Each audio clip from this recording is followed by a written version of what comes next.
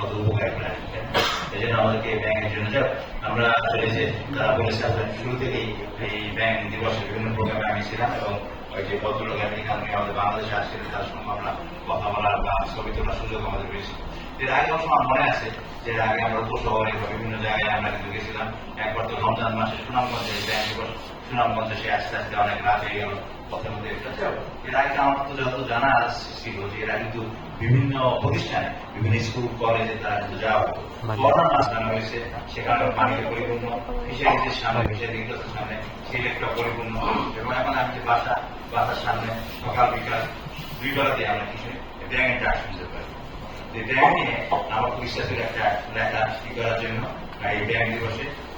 গত বছর কোন একজনকে আমি দায়িত্ব দিয়েছিলাম যে আমার সাক্ষাৎকার লিখিত আকারে কোনো পেপারে দেওয়া এই প্রাধিকার যে কোনো কারণেই হোক না কেন 1 বছরের মধ্যে ওই লেখাটা আসবে।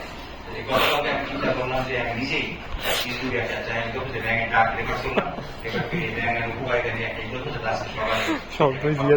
কিন্তু যখনই আমি চেষ্টা করছি 3-4 বেড়ে কারেন্ট চলে গেছে সকালবেলায় যখন তখন একটা ব্যাংক কাজ ছিল গাড়ি চলে গেল, ব্যাংকটা মারা গেল। আজকে হলো সেক্টর ব্লক যে একটা ব্যাংক মারা গেল। আমাদের সচেতনতা বাড়ছে, এটা বাড়ানো দরকার। লাভটা কি যেমন আগে এসএসসি পরীক্ষার সময় সায়েন্সের ছাত্রদের কি করা হয়তো ব্যাংক কাটা হতো। এই যে আমাদের আলোচনাটা অনেক কিন্তু এটা অনেকখানি কমেছে এবং সিলেট কৃষি বিষয়ে সম্ভবত ব্যাংক উনি বলছেন যে ব্যাংকের জন্য যে আমাদের বিখ্যাত ব্যক্তি তার উদাহরণ আমি বলি। কিছুদিন আগে দেখলাম যে এখন কোচিং সেন্টারে আমি জানি না কোন কোচিং সেন্টার, উনি সিলেট কৃষি বিষয়ে বেড়াতে আসছেন। উনি ওনার বিষয়ে দেখছেন ঢোকার পথে ব্যাংকের ডাক শোনা যাচ্ছে। উনি বলছে এরকম একটা শহরের একটা ইউনিভার্সিটির মধ্যে ব্যাংকের ডাক যে শোনা যাবে এটা আশ্চর্যের ব্যাপার। কমেন্ট সাইটে লেখছে যত ব্যাংক দেখছেন সব বাড়িগুলো প্রাধিকার করার কারণে এখন ব্যাংক পাওয়া যায়।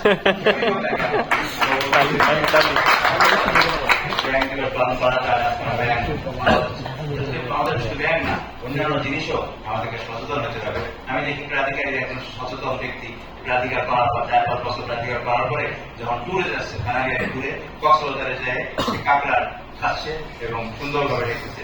প্রথমবার কাঁকড়া অথবা দেখা যাচ্ছে যে আমাদের এই প্রাধিকার কোনো কর্মী সে আবার ফরিদপুরে যায় পাখির মাংস খেয়ে সুন্দর যার জন্য পাখি না কাঁকড়া না, কাঁকড়া কাজে কিন্তু ভালো সুস্বাদু খাবার খাতো না এবং অনেকেই এই যারা এই কাঁকড়া খায় তারা তো লাস্টে সেন্ট মার্টিনে এগুলো আসে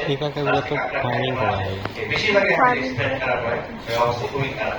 তারপর আমাদের চিন্তা নতুন জিনিস এখানে কাঁকড়া দরকার নেই। আর যে পাখির যে গোস্ত পাখির সাইজে অনেক ছোট, যদি আপনার পাখি খাইতে ইচ্ছা করে এইখানে যে কোয়েল পাখি কিনে নিয়ে আসি আপনি সুন্দর করে রান্না করে খান। কেন এই প্রাকৃতিক পাখি কেন খাইতে সে আমাকে বলছে আজকে চলে এক জায়গায় যাও বড়ি করে নিয়ে বলছে পাখি করছে আমি যা পাখি খাবে না কত কোনো জায়গায় যাবো স্যার আজকে আপনাকে বিশেষ কিছু খাওয়াবো, বিশেষ কিছু পরে দেখা যাচ্ছে পাখি করছো অনেক সময় পাখি করছে আমি না খাই চলে আসতে এই জন্য এই সমস্ত বিষয় আমাদের সচেতন করতে হবে। আজকে যদি পরিবেশ শিক্ষা ব্যাংক শুধু ব্যাংক না বিভিন্ন যে প্রাকৃতিক যে বলার যে আমরা এগুলো তৈরি করছি মানুষের উপকারের জন্য এগুলো যখন ঠিক থাকবে তখনই আমরা উপকৃত হবো, আর এগুলো যখন ধ্বংস হবে তখনই আমরা কি হবো ক্ষতিগ্রস্ত হবো। ব্যাংক অনেক উপকারিতার কথা বলছে কিন্তু ব্যাংক কিন্তু একটা প্রাকৃতিক ইন্ডিকেটর। ব্যাংক যদি কোনো পানি যদি টক্সিক হয়ে যায় তাহলে কিন্তু সেই পানিতে ব্যাংক কি হয়ে যাবে মারা যাবে। যার জন্য এবার ব্যাংক আসে মানে আমরা এখন প্রকৃতি কি আছে ঠিক আছে, যদি এখানে ব্যাংক না পাওয়া যেত বললে তো প্রকৃতির অবস্থা খুবই খারাপ হয়ে যাচ্ছে। যার জন্য শুধু ব্যাংক না সমস্ত প্রাকৃতিক পরিবেশের যে জিনিসগুলো আছে এগুলো একটু স্মরণ করা দরকার। আর যে একটু আগে যে আমাদেরকে আলোচনা করা হয়েছে আমাদের পুকুর, আসলে এই পুকুরের অবস্থা খুবই খারাপ। যে কোনো কারণে এই যারা স্বামী স্বাস্থ্যখানে আছেন উনিও জানেন একাডেমিক কাউন্সিলর যে কোনো জায়গায় আমাকে প্রাধিকার সমস্যা জানায় এই কুকুর যে কোনো সমস্যা মিলে আমাকে জানায় প্রাধিকার এলো কেন এই কুকুরের এই অবস্থা খারাপ। যার জন্য এটা কিন্তু আমাকে প্রায় ফেস করতে হয়। এই জন্য প্রাধিকারের যারা তাদেরকে বলবো এর আগেও মিটিং এ বলেছিলাম এই কুকুরগুলোকে কিভাবে সুস্থ করা যায়। যদি তারা একেবারে অসুস্থ হয়ে যায় তাহলে তাদেরকে তো সেফ কিভাবে মানবিকভাবে তাদেরকে মৃত্যুর ব্যবস্থা করা যায় সেই চিন্তা করতে হবে। আর যদি চিকিৎসা করা যায় তাহলে চিকিৎসা করা যায়। আর এই যে গল্পটা বলছিলাম তোমরা অনেকে টমির যে গল্পটা কুকুরের যে ছবিটা দেখছো সাদা কুকুর অনেক জানো না যারা নতুন আসছে সেই কুকুরের যে একটা বৈধ ছিল সে কিন্তু ব্যাকটেরিয়া থেকে ভর্তি আর যেখানেই হোক না কেন তখন তো পুরো ক্লাস ছিল ওদের যে এমনকি ফোর্থ ইয়ারের ছাত্ররা যখন পুরাতন বিল্ডিং বাদ দিয়ে এই নতুন বিল্ডিং আসে প্রথম এই টমেটো আমি দেখলাম কিন্তু সেও কিন্তু ইসলামের নিচে এখানে চলে এসেছে। এবং আরেকটা ঘটনা, আমাদের বাইরে থেকে সেকেন্ড ক্লাসে একটা ছাত্র ছিল, তার নাম ছিল ওয়াসি। কোনো কারণে একটা সড়ক দুর্ঘটনায় সে মারা গেছে। ওয়াসি যখন মারা যায়, এই ছাত্ররা সবাই তার শোক পালন করতে নদীর ওই পারে চলে গেছে, ব্রিজ পার হয়ে তারা চলে গেছে। ওইখানে যখন তারা আই করতেছে তখন দেখা গেছে টমি যে কুকুর, সেও কিন্তু ওইখানে চলে গেছে। এবং সে যখন তাদের জন্য দোয়া করছিল, সেও কিন্তু মাথা নিচু করে, যদি আশ্চর্যজনক, এটা বুঝলাম না কি হয় বুঝলো, তাদের বোঝা যাচ্ছে যে প্রাণীদের একটু বহু আছে। নর্মালি আমরা মনে করি অবুধ, সে কিন্তু এত কষ্ট করি এই নদীর ওই পারে কিন্তু কাছে না, মানে মিনিমাম 5 কিলোমিটার হবে। 5 কিলোমিটার দূরে সে যায় এবং যখন তার জন্য কান্না করা হচ্ছে, সবাই দোয়া করতেছে তার জন্য, সেও কিন্তু মাথা নিচু করে, সে তার মতন করে সে প্রার্থনা করছে, সে তার যে কোনো প্রাণ, সে কিন্তু এই কাজটা করছে। যদিও আপনার টপিক ছবিটা এখানে দেখছেন, কিন্তু সেই সময় কিন্তু আসলেই কাজগুলো অনেক আশ্চর্যজনক কাজ ছিল। যার জন্যই এখান থেকে আমরা বুঝতে পারতেছি যে যে কোনো প্রাণী তাদের কি আছে অনুভূতি আছে।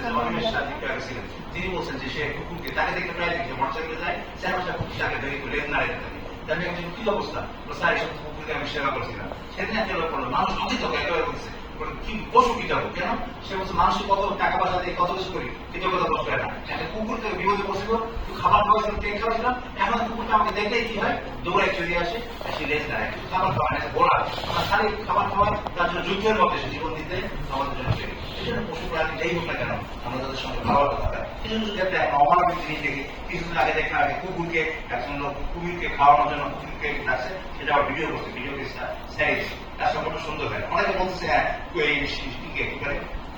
কুমির বা বাঘ তাদেরকে আমরা জীবন্ত প্রাণী খাওয়াই, ঠিক আছে খাওয়া, সেটা আমরা ছবি করি না, ছবি করি কি ভিডিও করি না। এখন যদি কুমিরকে একটা মুরগিকে দেওয়া হচ্ছে, একটা সাপকে মুরগি দেওয়া হচ্ছে, সেটা ভিডিও করে ছাড়ানো, এটা খুবই অন্যায় কাজ, অমানবিক কাজ। যদি তাদের খাওয়ার দরকার হয় তাহলে খাওয়াচ্ছে, কিন্তু সেটা গোপনীয় জিনিস থাকবে, তাই না? এই জন্য পাবলিক জায়গায় এই জিনিসটা কি করা হবে না। অনেক কাজ করি, সব কাজকে আমরা পাবলিক অবস্থায় পেশ করি। এই জন্য আমাদেরকে খেয়াল রাখতে হবে, অত্যন্ত অমানবিক এই সমস্ত পশুর জন্য। তারা যদি সুস্থ থাকে তাহলে আমরাও সুস্থ থাকবো। এই জন্য আমাদের পশু প্রেমী মানে তাদেরকে ভালো কি করার জন্য। আরেকটা জিনিস যদি বলি, সাজেশন দিই, এটা আমাদের যে প্রক্টর মহোদয় উনি আছেন, বিভিন্ন সমিতির সঙ্গে ওনার সঙ্গে আমার দেখা, আমরা প্রায় রুমের কথা বলি, জায়গার কথা বলি।